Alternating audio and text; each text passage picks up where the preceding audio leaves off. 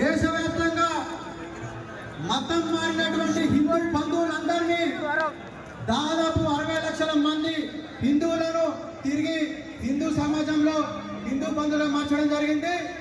అదేవిధంగా సకల దేవతల నిలయమైనటువంటి గోమాతను వధిస్తున్నటువంటి సందర్భంలో 1975 సంవత్సరంలో దేశవ్యాప్తంగా పూజ్య స్వామీజీల యొక్క పీఠాధిపతుల ఆధ్వర్యంలో ఒక గోరక్షణ ఉద్యమం చేపట్టి గోరక్షణ చట్టాన్ని పక్కడుబందీగా కేంద్ర రాష్ట్ర ప్రభుత్వాలు అమలు చేయాలని ఉద్యమిస్తే ఆ యొక్క పిలుపుతోటి కేంద్ర రాష్ట్ర ప్రభుత్వాలు గోరక్షణ చట్టాన్ని తీసుకురావడం జరిగింది.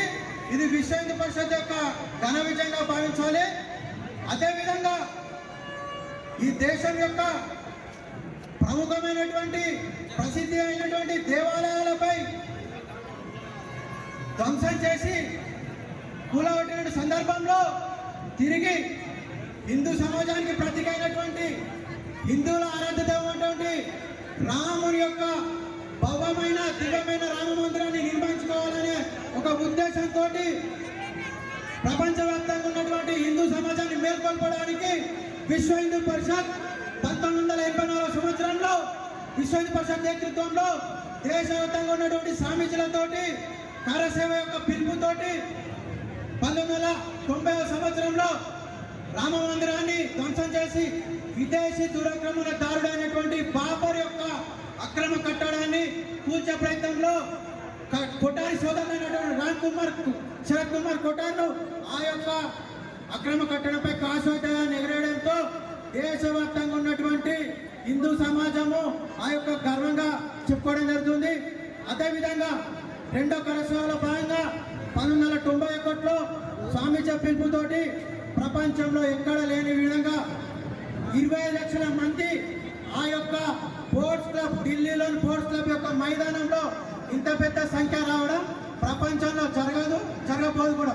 ఈ యొక్క పిలుపుతోటి 1992 గీతా జయంతి రోజు ఆ యొక్క అక్రమ కట్టడానికి ధ్వంసానికి పిలుపునిస్తే కేవలం 18 గంటల్లో 10 లక్షల మంది రామ భక్తులు ఆ అక్రమ కట్టడాన్ని నేలమట్టం చేసి ప్రపంచవ్యాప్తంగా ఉన్నటువంటి హిందూ సమాజం యొక్క గెలుపును చూపించడం జరిగింది. అదేవిధంగా 2024 సంవత్సరం 500 సంవత్సరాలుగా రామ మందిరం కోసం హిందూ సమాజం పోరాటం చేస్తే జనవరి 22వ తారీఖు అయోధ్యలోని రామ మందిర నిర్మాణానికి ప్రారంభోత్సవం జరిగింది.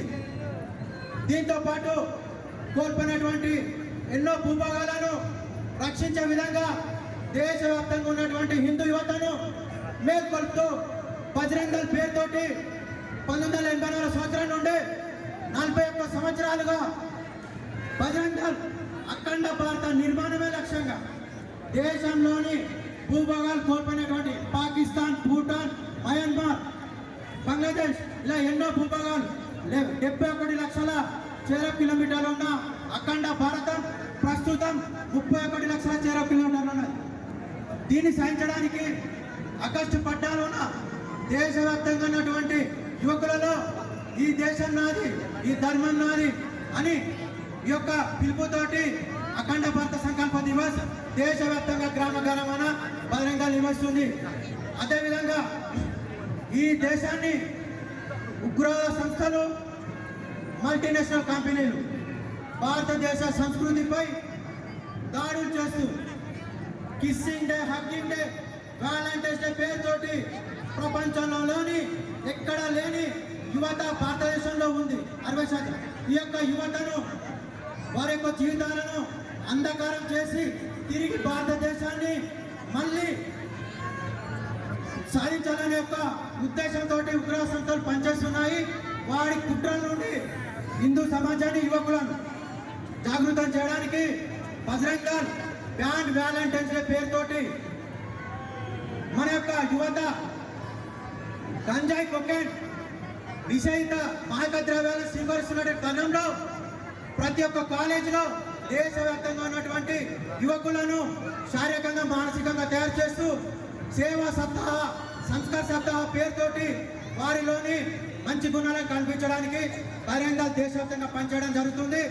అదేవిధంగా మన హిందూ అమ్మాయిలను ఈ దేశాన్ని ఇస్లామిక్ దేశంగా మార్చడానికి లవ్ జిహాద్ పేరుతోటి ఉగ్రవాద సంస్థలు ఇక్కడ ఉన్నటువంటి యువకులను మేల్కొల్తూ హిందూ అమ్మాయిలను ప్రేమ పేరుతో లోపరిచి ఒక్కొక్క కులానికి ఒక్కొక్క రేటు నిర్ణయించి మన హిందూ సమాజం యొక్క జనాభాను తగ్గించే ప్రయత్నంలో సంవత్సరానికి దేశవ్యాప్తంగా 2 లక్షల మంది హిందూ అమ్మాయిలు లవ్ జిహాద్ బారిన మతం మార్చబడుతున్నారు. ఇప్పటికీ దేశవ్యాప్తంగా 13 లక్షల హిందూ అమ్మాయిలు అదృశ్యమయ్యారు. ఇది భారతదేశం మన సంస్కృతి మీద జరుగుతున్న దాడి. దీన్ని గమనించి హిందూ సమాజం మన యొక్క కుల వృత్తుల్లో కానీ కేవలం హిందువులకే మనము అప్పచెప్పాలి. వేరే ఇతర వర్గాలకు అప్పచెప్పకుండా మన యొక్క హిందువుల యొక్క కులాల అన్ని వర్గాల వారికి మనం ఉపాధి కల్పించిన వాటి అవుతాము.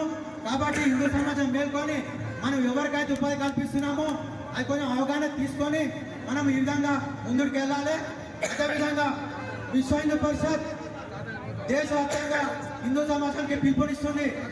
మన హిందూ సమాజం యొక్క సంఖ్యను పెంచుకోవడానికి ప్రతి ఒక్కరూ నలుగురిని కనాలనే ఒక ఉద్దేశంతో పిలుపునిస్తూ ఈరోజు ఉన్నటువంటి మన హిందూ యువత కేవలం ధనార్జనే లక్ష్యంగా టింక్ డబుల్ ఇన్కమ్ నో కిట్ డిస్క్ డబుల్ ఇన్కమ్ సింగిల్ కిట్ ఈ యొక్క పాశ్చాత్య సంస్కృతిని హిందూ యువత కేవలం హిందూ యువతనే అవలంబిస్తూ మన జనాభాను తగ్గించుకునే ప్రయత్నంలో విదేశీ కుట్రలు సంస్థలు చేస్తున్నాయి.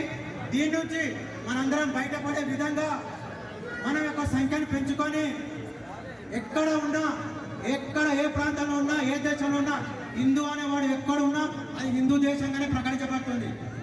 హిందువులు జీవించడానికి సుఖ సంతోషాలతో కేవలం భారతదేశం మాత్రమే 190 దేశాల్లో హిందువులకు భద్రత కల్పించేది కూడా కేవలం భారతదేశం మాత్రమే. ఈ భారతదేశం మీద సైనికుల మీద ఉగ్ర శత్రు దేశం పాకిస్తాన్ జరిపినటువంటి దాడుల్లో మన జరిగినటువంటి పెహల్గాం దాడుల్లో ప్రముఖ వ్యాపారవేత్తను బాలీవుడ్ నటుడను ఈయన పేరు గాంచిన సెలబ్రిటీ అని దాడి చేయలే. కేవలం ఐడి కార్డులు చూసి హిందువా అని నిర్ధారించుకున్న తర్వాతనే వాళ్ళు చంపారు. దీన్ని అర్థం చేసుకోవాలి ఎంత కుట్ర జరుగుతుందో హిందూ సమాజంపై. వీటన్నిటిని ప్రతి ఒక్క హిందూ బంధువుడికి చేరే విధంగా విశ్వ హిందూ పరిషత్ ఎన్నో కార్యక్రమాలు చేస్తుంది. అదేవిధంగా దేశంలోని మన యొక్క ధర్మ గ్రంథాలపై అవగాహన కల్పించే విధంగా స్కూళ్ళల్లో కాలేజీల్లో రామాయణ మహాభారతాన్ని ప్రతి ఒక్కరికి తెలియజేసే విధంగా విశ్వ హిందూ పరిషత్ ఎన్నో కార్యక్రమాలు నిర్వహిస్తుంది. కాబట్టి దేశంలోని యువత మన సంస్కృతి సంప్రదాయాలను అవగణించాలి, బొట్టు పెట్టుకోవాలి, కాషాయ జెండా ప్రతి ఇంటిపై ఉండాలి. ఈ యొక్క సంస్కృతిని మనం పాటించకపోవడం వల్లనే మన యొక్క దేశంపై ఇతర మతస్థులు దాడి చేస్తున్నారు. అదేవిధంగా దేశాన్ని ధర్మాన్ని రక్షించే విధంగా బజరంగ దళ్ సంవత్సరానికి 5 లక్షల మంది కార్యకర్తలు అవసరం ఉన్నటువంటి సందర్భంలో రక్తదానాలు చేస్తూ మన యొక్క సేవా కార్యక్రమాన్ని చాటుకోవడం జరుగుతుంది. వీటన్నిటి దృష్టిలో ఉంచుకొని దేశాన్ని ధర్మాన్ని రక్షించే విధంగా యువత బజరంగ దళ్ చేయాలని పిలుపునడం జరుగుతుంది. జై శ్రీరామ్.